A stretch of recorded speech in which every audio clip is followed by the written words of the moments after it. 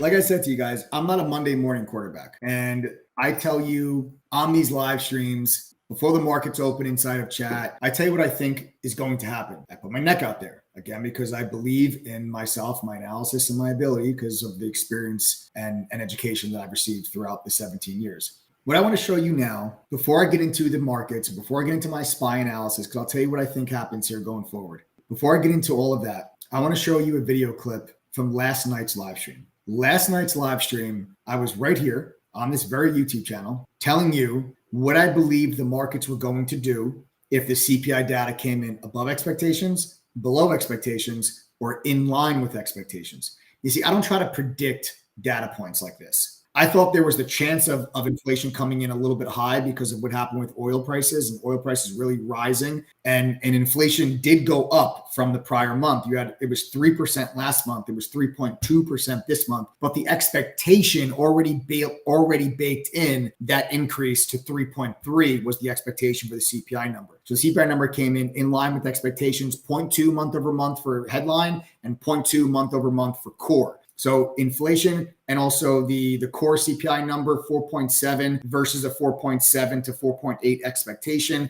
And the headline was a 3.2 versus a 3.2 to 3.3 expectation. And the month over month was exactly 0.2 and 0.2. The expectations month over month were 0.2 and 0.2. So that is an inline CPI number. Last night, we went over very specific game plans. If the numbers are under, this is what I think the markets do. This is how we're going to make money. If it's over, this is what I think the markets do. This is how we're going to make money. If it's in line, this is what I think the markets do. This is how we're going to make money. Let's go ahead and play that clip from last night's live stream. Now, what happens if it's in line with expectations? What happens if everything comes in exactly what was expected? Then I think the markets still move higher initially, but start to run out of steam. If that's the case, then I think that the markets will move higher, get to 453, and then run out of steam. I don't think that I don't think you get all the way up to fill the gap if the number is in line with expectation. I think you get one pop to the upside, maybe get to 453 and change, and then pull back 450. And then the market stays within this little choppy range that we've been in. We've been range bound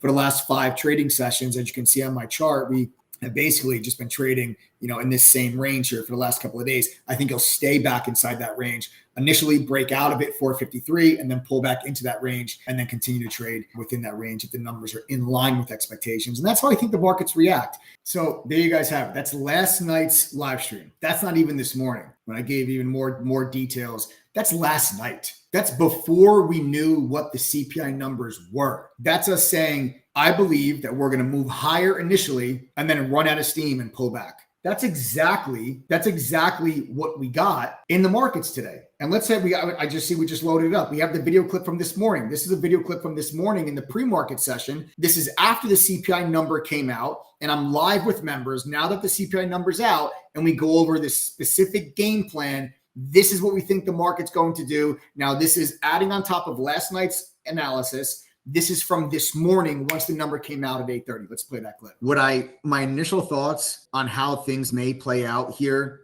and we talked about this yesterday on the live stream, is if the inflation comes in line with expectations, but then we did not factor in the additional pull of the jobless claims. So that's why I don't have as much conviction because of those jobless claims number and what kind of an impact that's going to have on the direction. But initially, I would think that the SPY would push up into the low 450s and then run out of steam and then continue then to pull yourself back and then drop back down into those mid to high 440s and continue to trade within what has been a very choppy consolidation over these last couple of days. It's a wide range, but nonetheless, still a range. So that's something that I think is going to be the most likely scenario. I don't expect a huge green day. I don't expect a huge red day, but I think an early push to like 451 or so is maybe fadeable.